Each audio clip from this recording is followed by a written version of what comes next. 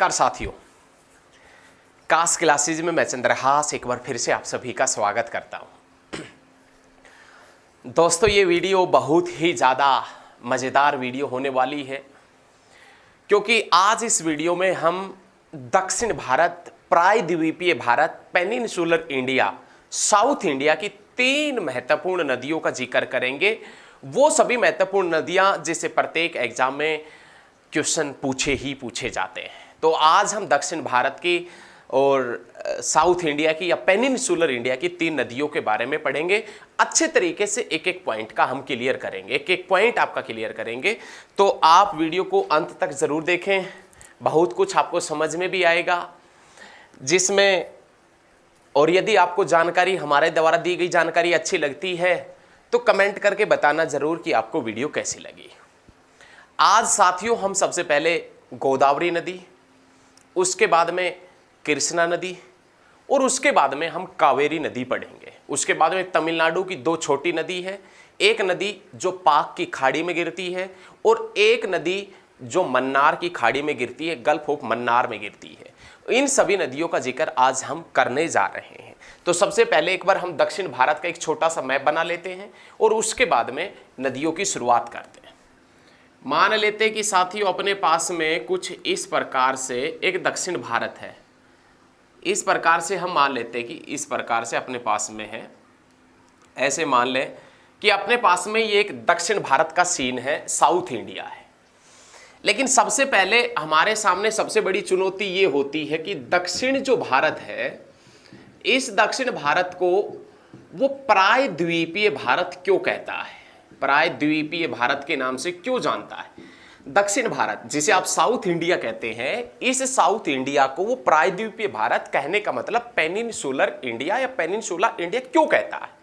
तो एक बार समझे आप, धरातल का वह क्षेत्र, भूमि का वह क्षेत्र जिसके चारों तरफ जमीन लगती है, वो भूमि का वह क्षेत्र जिसके चारों तरफ पानी लगता है, भूमि का वह क्षेत्र जिसके चारों तरफ पानी लगता है, वो द्वीप के नाम से जाना जाता है। लेकिन धरातल का या भूमि का वह क्षेत्र जिसके 3 तरफ पानी लगता है, धरातल या भूमि का वह क्षेत्र जिसके 3 तरफ पानी लगता है, वो प्रायद्वीप के नाम से जाना जाता है। और पानी का वह क्षेत्र जिसके 3 तरफ धरातल लगता है, ये वाला क्षेत्र, पानी का वह क्षेत्र जिसके 3 तरफ धरातल लगता है, खाड़ी के नाम से जाना जाता है। तीनों पॉइंटों को आप बहुत अच्छे तरीके से नोट कर लीजिए। तो आज हम दक्षिण भारत, प्रायद्वीपीय भारत की सबसे पहली नदी जिसका नाम है गोदावरी नदी, इस गोदावरी नदी के बारे में पढ़ेंगे। गोदावरी नदी का जो नामकरण है, ऐसा बताया जाता है, कुछ विद्वानों ने बताया है, कुछ विद्वानों के अनुसार गोदावरी नदी का नामकरण तेलुगु भाषा के गोद शब्द से किया गया है। कुछ विद्वानों के अनुसार गोदावरी नदी का नामकरण है वो तेलुगु भाषा के गोद शब्द से हुआ है। गोद शब्द जिसका अर्थ होता है मर्यादा, गोद शब्द जिसका अर्थ होता है मर्यादा। एक बार महर्षि गौतम ने घोर तपस्या की थी, एक बार महर्षि गौतम ने घोर तपस्या की थी। उसकी तपस्या से प्रसन्न होकर भगवान रुद्र प्रकट हुए थे।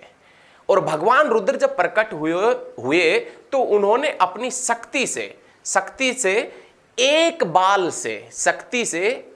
बाल से गोदावरी नदी को बहाया था। गोदावरी नदी का जो पानी है ये चलाया था। इस गंगा, गोदावरी को जिसे आप बूढ़ी गंगा के नाम से जानते हैं, इस बूढ़ी गंगा को एक बाल से प्रवाह किया था।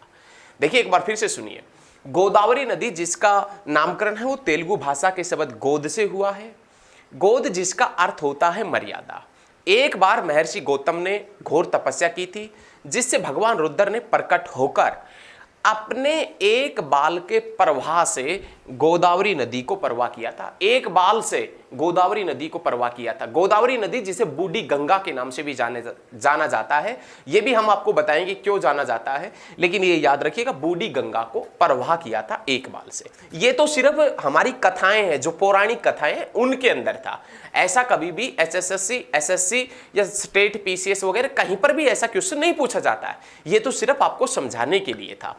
लेकिन साथियों अब हम समझेंगे, बहुत गहरे तरीके से समझेंगे एक बार। ये गोदावरी नदी जिसकी लंबाई 1465 किलोमीटर है, गोदावरी नदी जिसकी साथियों लंबाई कितना है तो आप बताएंगे 1465 किलोमीटर। हमारे पास में यहां पर पश्चिमी घाट पर्वत श्रृंखला फैली है, वेस्टर्न घाट माउंटेन रेंज। आप सभी को मालूम है, नहीं देखी है तो ज्योग्राफी की प्लेलिस्ट में जाएं, वहां पर आप देखें। यहां पर हमारे पास में एक पश्चिमी घाट पर्वत श्रृंखला फैली है, पश्चिमी घाट माउंटेन रेंज फैली, और उसी पश्चिमी घाट पर्वत श्रृंखला में महाराष्ट्र के अंदर यहां पर तरंबकेश्वर की पहाड़ियां पड़ती है। पश्चिमी घाट पर्वत श्रृंखला में महाराष्ट्र में तरंबकेश्वर की पहाड़ियां पड़ती है, और उन्हीं तरंबकेश्वर की पहाड़ियों से गोदावरी नदी निकलती है। तरंबकेश्वर की पहाड़ियां जो महाराष्ट्र में पश्चिमी घाट पर्वत श्रृंखला में स्थित है, वहां से निकलती है गोदावरी नदी। ये नदी महाराष्ट्र, उसके बाद में तेलंगाना, उसके बाद में आंध्र प्रदेश में बहती हुई डेल्टा बनाती है राजमुंद्री शहर के पास में। राजमुंद्री शहर के पास में डेल्टा बनाती है, और राजमुंद्री से कहां पर गिरती है तो बे ऑफ बंगाल में, बंगाल की खाड़ी के अंदर गिरती है। लेकिन किसी किसी बुक में आपको यह भी मिल जाएगा कि गोदावरी नदी मध्य प्रदेश और छत्तीसगढ़ से भी बहती है। छत्तीसगढ़ के अंदर बस्तर का पठार पड़ता है, उस बस्तर के पठार से भी बहती है। तो आप ये नोट करना कि गोदावरी नदी महाराष्ट्र, मध्य प्रदेश, तेलंगाना, छत्तीसगढ़, ब्रैकेट में लिखना बस्तर का पठार, और उसके बाद में लिखना आंध्र प्रदेश, और आंध्र प्रदेश के राजमुंद्री शहर के पास से ये नदी अपना पानी बंगाल की खाड़ी में गिरा देती है। कौन सी नदी भैया? तो आप बताएंगे गोदावरी नदी। दक्षिण भारत की सबसे बड़ी नदी है, दक्षिण भारत की सबसे बड़ी नदी, या हम ये भी कह सकते हैं पेनिनसुलर इंडिया की। दक्षिण भारत या पेनिनसुलर इंडिया या साउथ इंडिया की सबसे बड़ी नदी है कौन सी? तो आप बताएंगे साथियों गोदावरी नदी सबसे बड़ी नदी है दक्षिण भारत की। कौन से भारत की? दक्षिण भारत की। उसके बाद में क्वेश्चन आता है, इस गोदावरी नदी को बूढ़ी गंगा के नाम से भी जानते हैं। गोदावरी नदी है, इसको बूढ़ी गंगा के नाम से जानते हैं। दक्षिण भारत की गंगा, दक्षिण भारत की गंगा के नाम से कावेरी को जानते हैं, और दक्षिण भारत की बूढ़ी गंगा के नाम से किसे जानते? गोदावरी को। तो हम ये मान सकते हैं कि यदि इसको बूढ़ी गंगा कहा जाता है तो क्या पता एक समय ऐसा हो कि ये जो नदी है ये पहले जो उत्तर भारत में गंगा काम करती है उसी प्रकार का काम गोदावरी नदी करती हो। लेकिन करती हो, अब नहीं करती, अब नहीं करती तो इसका नाम बूढ़ी गंगा हो गया। लेकिन उत्तर भारत में जिस प्रकार का काम गंगा नदी करती है उसी प्रकार का काम वर्तमान में दक्षिण भारत में कावेरी नदी करती है, और इसी कारण दक्षिण भारत की गंगा कावेरी को और दक्षिण भारत की बूढ़ी गंगा किसे कहते हैं? तो आप बताएंगे गोदावरी नदी को कहते हैं। ये गोदावरी नदी जिसके किनारे नासिक शहर पड़ता है, ये गोदावरी नदी जिसके किनारे नांदेड़ शहर पड़ता है, और ये गोदावरी नदी जिसके किनारे भद्राचलम शहर पड़ता है। भद्राचलम, नांदेड़ और नासिक कौन सी नदी के ऊपर पड़ते हैं? तो आप बताएंगे गोदावरी नदी के ऊपर है। नासिक, नांदेड़ और भद्राचलम जो शहर है वो कौन सी नदी के ऊपर है साथियों? तो आप बता देना गोदावरी नदी के ऊपर है। उसके बाद में नाम आता है जायकवाड़ी बांध परियोजना। इसके ऊपर महाराष्ट्र में एक बांध परियोजना है, महाराष्ट्र में एक बांध परियोजना है जिसका नाम है जायकवाड़ी बांध परियोजना dam project. Jayakwadi dam project या जायकवाड़ी बांध परियोजना कौन सी नदी के ऊपर है? तो आप बताएंगे गोदावरी नदी के ऊपर, महाराष्ट्र में। इसी महाराष्ट्र के अंदर इस गोदावरी नदी के ऊपर एक जल विद्युत परियोजना है, हाइड्रो पावर प्रोजेक्ट है जिसका नाम है पोंचमपाद जल विद्युत परियोजना। पोंचमपाद जल विद्युत परियोजना गोदावरी नदी के ऊपर है और महाराष्ट्र में है। जल विद्युत परियोजना है, हाइड्रो पावर प्रोजेक्ट है जो महाराष्ट्र के अंदर है, और इसी गोदावरी नदी के ऊपर इस राजमुंद्री के पास में, राजमुंद्री जो आंध्र प्रदेश का शहर है, राजमुंद्री के पास में एक बांध पड़ता है जिसका नाम है एनीकट बांध। एनीकट बांध राजमुंद्री आंध्र प्रदेश, एनीकट जो डैम है वो राजमुंद्री आंध्र प्रदेश में है। अब क्वेश्चन आता है कि इसकी सहायक नदियां कौन कौन सी है? इसकी सहायक नदियों का जिक्र करें तो इसकी एक सहायक नदी है पूर्णा, एक परवरा, एक मंजीरा। परवरा, मंजीरा और वेनगंगा और पेनगंगा, ये इसकी सहायक नदियां हैं। और उसके बाद में एक और लिख लेना प्राणहिता।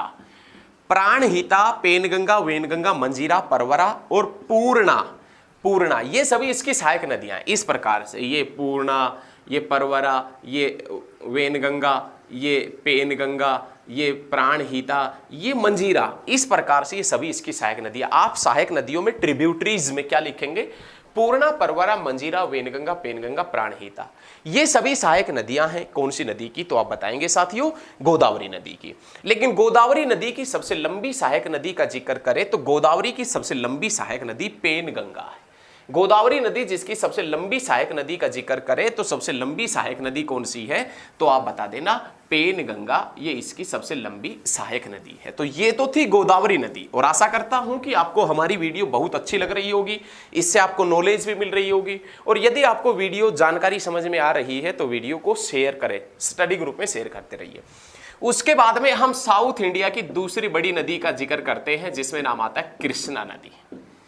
कृष्णा नदी जिसका लंबाई कितना है? तो आप बताएंगे 1400 किलोमीटर। हालांकि कृष्णा नदी के ऊपर विवाद भी है, और कृष्णा नदी विवाद कर्नाटक और तमिलनाडु के मध्य है। कृष्णा नदी, कावेरी विवाद भी कर्नाटक और तमिलनाडु, लेकिन कृष्णा नदी विवाद भी कर्नाटक और तमिलनाडु के मध्य बताया जाता है। यह कृष्णा नदी जिसकी लंबाई 1400 किलोमीटर है, लेकिन हमारे पास में इस क्षेत्र के अंदर, हमारे पास में इस क्षेत्र में यहां पर एक पश्चिमी घाट पर्वत श्रृंखला फैली है, वेस्टर्न घाट माउंटेन रेंज फैली है, और उसी पश्चिमी घाट पर्वत श्रृंखला में महाबलेश्वर की पहाड़ी है महाराष्ट्र के अंदर। पश्चिमी घाट पर्वत श्रृंखला में स्थित महाबलेश्वर महाराष्ट्र से निकलती है। कौन सी नदी? कृष्णा नदी। ये कृष्णा नदी महाराष्ट्र में, कर्नाटक में, तेलंगाना में और आंध्र प्रदेश में बहती है, और आंध्र प्रदेश में विजयवाड़ा के पास से ये नदी अपना पानी कहाँ गिराती है? तो आप बताएंगे बंगाल की खाड़ी में। लेकिन दक्षिण भारत की वो नदी, दक्षिण भारत की वो नदी जो पक्षी के पंजे का आकार का डेल्टा बनाती है, पक्षी का जैसा पंजा होता है ना, उसी प्रकार का डेल्टा कौन सी नदी बनाती है? तो आप बताएंगे कृष्णा नदी। कृष्णा नदी जो महाराष्ट्र में पश्चिमी घाट पर्वत श्रृंखला में स्थित महाबलेश्वर पहाड़ियों से निकलती है, उसके बाद महाराष्ट्र, कर्नाटक, तेलंगाना, आंध्र प्रदेश से बहती हुई विजयवाड़ा के पास एक पक्षी के पंजे का आकार का डेल्टा बनाती, पक्षी का पंजा होता है ना, उसी का मतलब उसी प्रकार का डेल्टा बनाती है, और उस डेल्टा से अपना पानी कहाँ गिराती है? बंगाल की खाड़ी के अंदर। कौन सी नदी का जिक्र कर रहे हैं हम? तो आप बताएंगे गोदावरी नदी, सॉरी कृष्णा नदी का। कौन सी नदी का भैया? कृष्णा नदी। अब देखें नेक्स्ट क्वेश्चन और भी मजेदार होने वाला है। दक्षिण भारत की दूसरी सबसे लंबी नदी, दक्षिण भारत की या प्रायद्वीपीय भारत की दूसरी सबसे लंबी नदी का नाम है कृष्णा नदी। दक्षिण भारत या जो प्रायद्वीपीय भारत है या पेनिनसुलर इंडिया है, उसकी दूसरी सबसे लंबी नदी का नाम है कृष्णा नदी।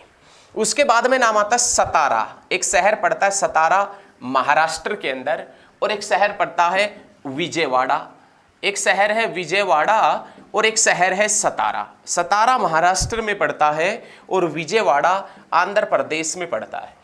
दोनों ही शहर बच्चे कौन सी नदी के किनारे हैं? तो आप बताएंगे कृष्णा नदी के किनारे पड़ते हैं। याद रखिएगा, कृष्णा नदी के ऊपर पड़ते हैं। उसके बाद में नाम आता है अलमाटी बांध। एक बांध पड़ता है जिसका नाम है अलमाटी बांध, यहां पर कर्नाटक में। कर्नाटक में इस नदी के ऊपर एक बांध पड़ता है जिसका नाम है अलमाटी बांध, कृष्णा नदी के ऊपर पड़ता है। और कहां पर पड़ता है? तो आप बताएंगे कर्नाटक में। अलमाटी बांध कृष्णा नदी कर्नाटक में है, यह भी ध्यान रखना है। और इसी के ऊपर आंध्र प्रदेश में एक नागार्जुन सागर श्रीशैलम बांध पड़ता है। नागार्जुन सागर बांध या नागार्जुन सागर, कई बार ये भी आ जाता है श्रीशैलम बांध। नागार्जुन सागर श्रीशैलम बांध है, ये भी कौन सी नदी के ऊपर स्थित है? कृष्णा नदी के ऊपर। कौन से स्टेट में है? तो आप बताएंगे आंध्र प्रदेश में। लेकिन अलमाटी बांध कृष्णा नदी के ऊपर स्थित है, और कहां पर स्थित है? तो आप बताएंगे अलमाटी बांध कर्नाटक के अंदर स्थित है। अब हम इसकी सहायक नदियों का जिक्र करेंगे। सहायक नदी कौन कौन सी है वो देखें। सहायक नदियों का जिक्र करें तो इसकी सहायक नदियों में नाम आता है तुंगभद्रा, तुंगभद्रा, मूसी, ढिंडी, मूसी, ढिंडी, दूधगंगा, पंचगंगा, घाटप्रभा और मालप्रभा। घाटप्रभा, मालप्रभा, दूधगंगा, पंचगंगा, मूसी जिसके किनारे हैदराबाद शहर स्थित है, ढिंडी और तुंगभद्रा। ढिंडी और तुंगभद्रा। तुंगभद्रा किसकी सहायक नदी है? तुंगभद्रा, यदि तुंगभद्रा नदी का जिक्र करें कि तुंगभद्रा किसकी सहायक नदी है, तो आप बताएंगे कृष्णा की। तुंगभद्रा इसलिए प्रसिद्ध है, इसलिए एग्जाम में पूछा जाता है क्योंकि विजयनगर साम्राज्य की राजधानी थी हम्पी। विजयनगर साम्राज्य की राजधानी हम्पी कौन सी नदी के किनारे स्थित है? तो आप बताएंगे तुंगभद्रा नदी के किनारे स्थित है। विजयनगर साम्राज्य की राजधानी हम्पी कौन सी नदी के ऊपर? तुंगभद्रा। इस तुंगभद्रा की एक सहायक नदी है जिसका नाम है हंगरी। तुंगभद्रा की भी एक छोटी सहायक नदी है जिसका नाम है हंगरी। तुंगभद्रा की इस हंगरी नदी को वेदावती के नाम से भी जानते हैं। वेदावती के नाम से कौन सी नदी को जाना जाता है? तो हंगरी। और हंगरी किसकी सहायक नदी है? तुंगभद्रा। और तुंगभद्रा किसकी सहायक नदी है? तो आप बताएंगे कृष्णा नदी की। तो ये सभी कृष्णा नदी के पॉइंट थे। अब हम इसके बाद में पढ़ेंगे कावेरी नदी, जिसे दक्षिण भारत की गंगा के नाम से जानते हैं, जिसमें पूरे साल भर पानी रहता है और rice bowl of South India के नाम से भी जाना जाता है। किसको? तो आप बताएंगे कावेरी नदी को। अब हम जिक्र करेंगे भैया कावेरी नदी।